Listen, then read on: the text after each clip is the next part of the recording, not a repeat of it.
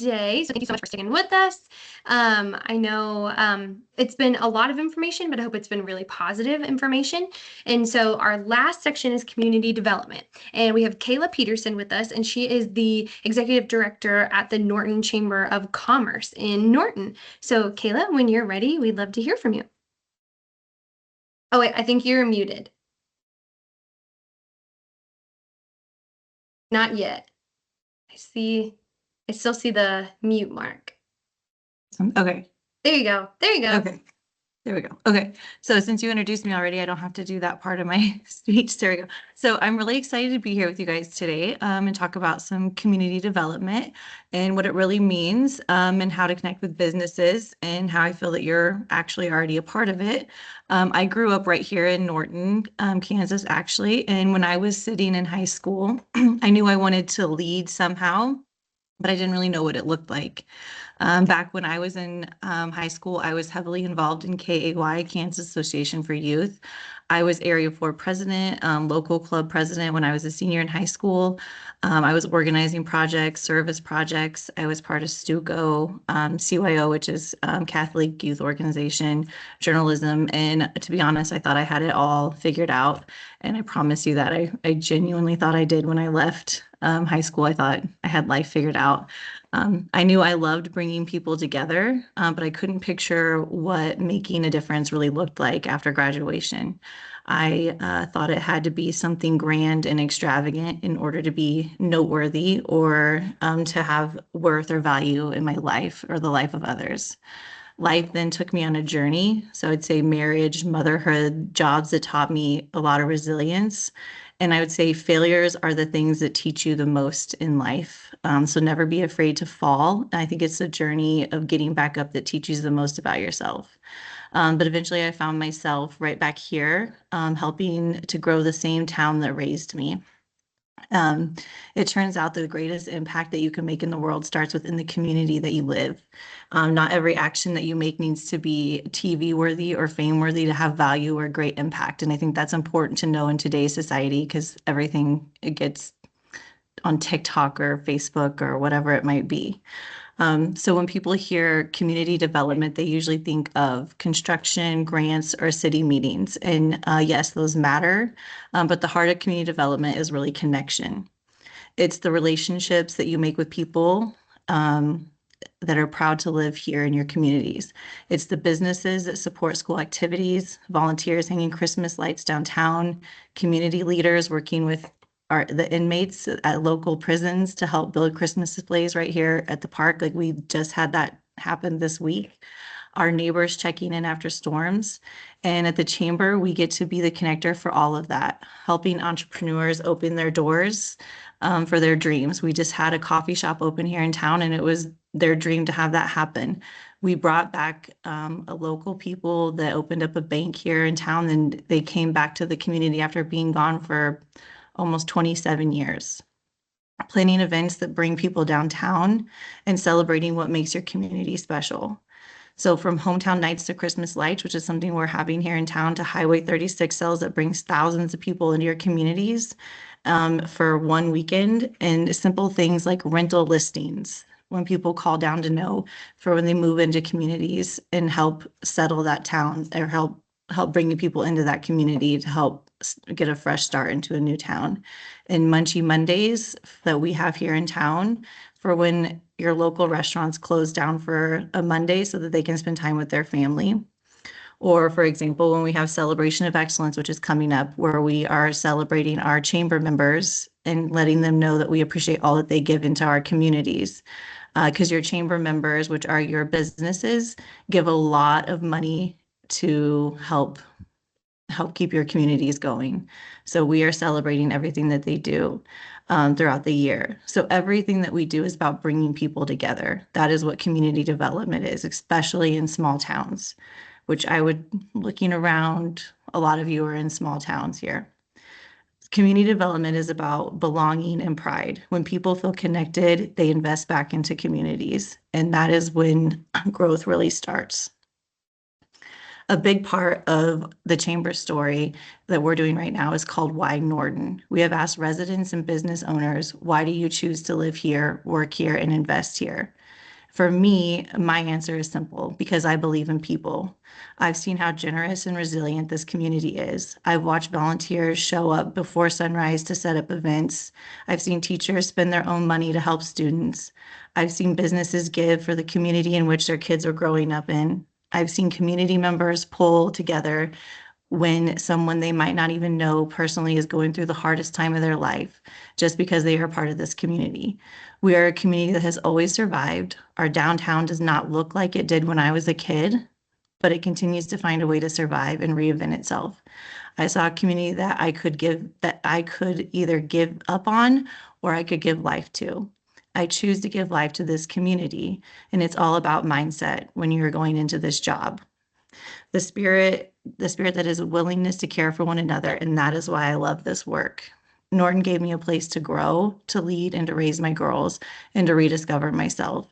And now I help others do the same. And it's a full circle moment that I never saw coming. One of my one of my mindsets that I have is that I feel like you have to give to grow. And I think that's how you develop as a human. And I think that you guys, if you truly, one of the things that if you go in with something, not that you're going to get anything out of it, just that you're going to grow. And so two things that you do, you give to grow. And that if you're going to go into something, if you fear something, you will grow from that fear if you just face it. Like right now, I fear this, and I know I'm going to come out stronger from giving this speech to you guys, just to full honesty. Um, so this is where you come from. This community is where you come from. You're not just students, you're already part of your community's story. Every time you volunteer, support a local business, or share a creative idea, you're contributing to the community development. You are the next gen program. You are getting real experience with your businesses. You're learning how teamwork, communication, and creativity drive success, not just for a company, but for an entire town.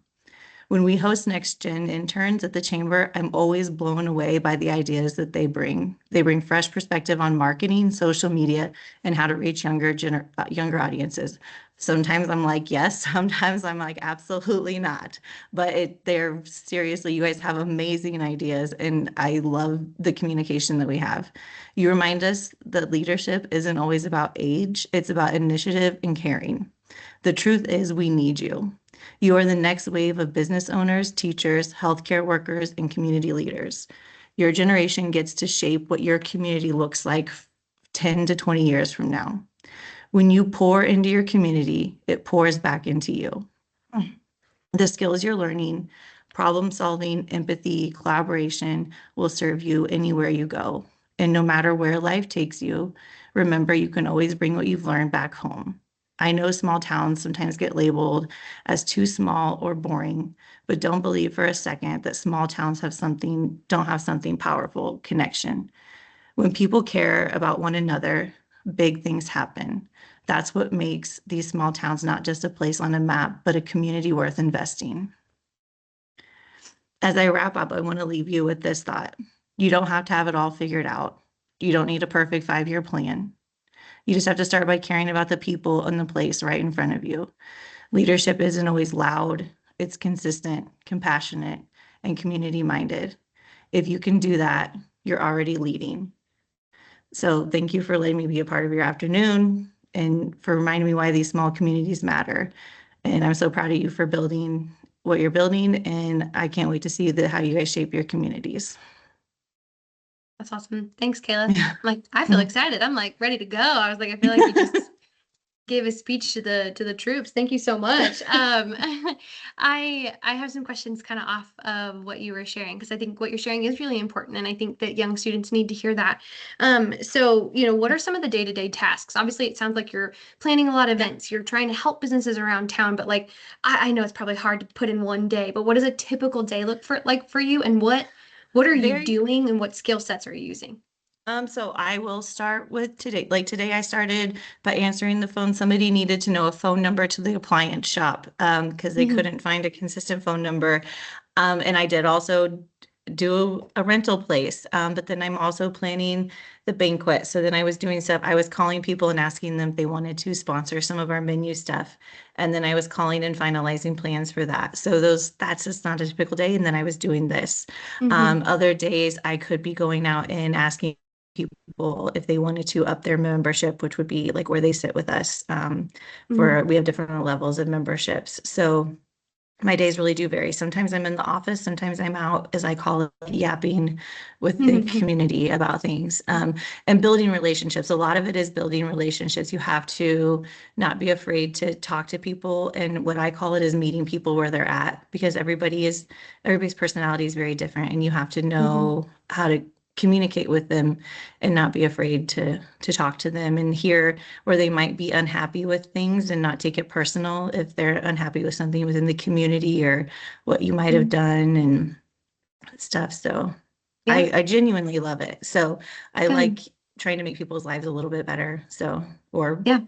even hear their complaints, I guess. So, Yeah, that's huge yeah. for sure. Kind of off of that, I'm sure that Yeah. students, I mean, I would assume a lot of them know what a chamber is, but if there is a student is listening in the room, like, what is a chamber? How does it work in a community? How does it function? And what is your role in that? So my role with the chamber is I have a dual role with mine because I'm chamber and travel and tourism. So Mhm. for me, I part of mine is I do help with get businesses started. So like I just did 2 ribbon cuttings. So that it would be we support them. Here's how I would talk to somebody that wouldn't understand it. I feel like I'm a cheerleader for the businesses. I Mhm. help pump them up. I help make sure that they look good and that they're getting the promotions that they need. I'm making sure that everything looks good from the outside. Anything that they Mhm. might need, I support them.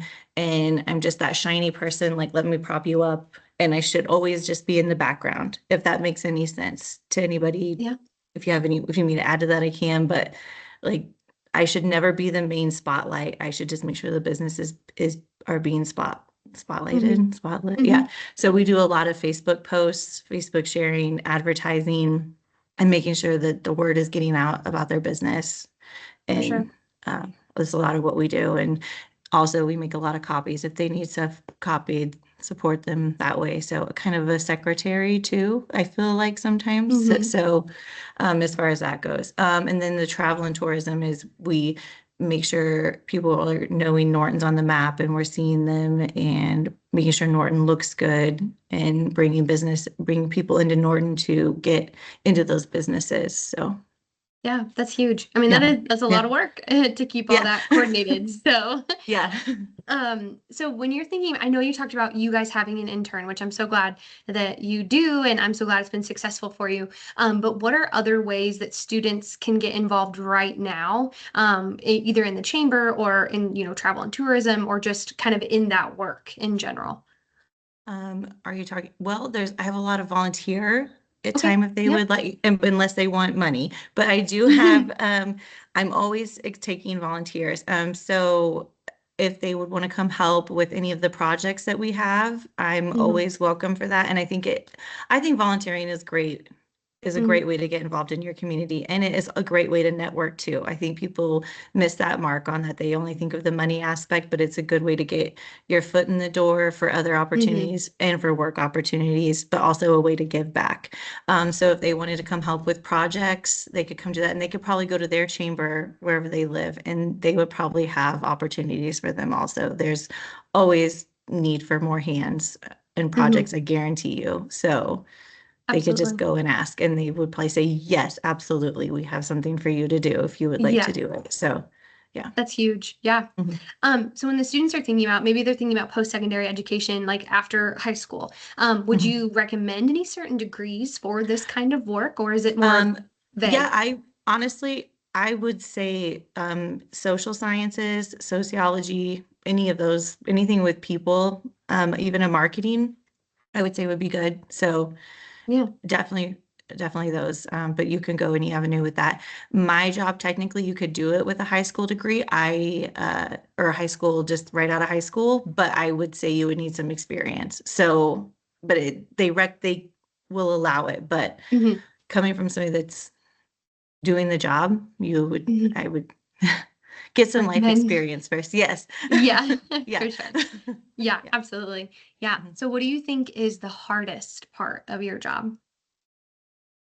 Um, Managing the boards It's Mm-hmm. just a lot of extra paper, like it's a lot of extra work and getting stuff. Mm-hmm. You have to tell them how your month went and get everything ready. So summarizing it and getting the board ready. And it's not that it's hard work. It's just a lot of tedious work that you have to get to them and stuff. So, but Mm-hmm. yeah. Yeah, that Mhm. makes sense. And then I know you've already touched on this a little bit, but what would be the most rewarding part of your job? Connecting with the people. Yeah. Mm-hmm. Yeah, Yeah. that's it. Seeing everything, seeing all the projects in motion, because sometimes the projects can be a lot and you feel like, what are you doing it for? But once you see them completed and you watch it happen, it is really great. Mm-hmm. So, For sure. mhm. Yeah, and this might be kind of like one of our last questions, but students are kind of interested in like salaries. So do you know what like an average starting salary would look like for roles? And I know it varies by place, It but really does. That is all going to depend on how big your chamber is. So like hmm Hayes Chamber, I know they probably get paid a lot more than me because that depends on your membership and hmm all of that is varies on what your chamber brings in. So mine's a little less than Hayes. And so, hmm but it's, you can't go into this job on a salary, on a money only thing. So hmm this is more of a stepping stone job, I would yeah, say. So, though this is probably more of a 45 to 50K starting out hmm job. So yeah, yeah, if dang, that's if awesome. you're in this for money, you're in the wrong job. So Yeah, yeah, awesome. Well, yeah. do you have any last like wrap up career advice for any of the students listening? I would say if you guys are anybody's really interested in community work and is really good in leadership skills and really loves their communities, then please go in this. It's a very rewarding job and a Mhm. good stepping stool. And also if anybody's interested in grassroots politics, this is a Mhm. good stepping stone too. So Yeah, yeah. absolutely. That's awesome. Well, Caleb, thank you so much. And yeah, Yeah. thanks for letting me ask you all the questions. And I know the students listening probably learned a lot from you. So we really appreciate you giving us part of your afternoon. All right. Thank you. Of course. Thank you so much. Bye. All right, guys. Well, we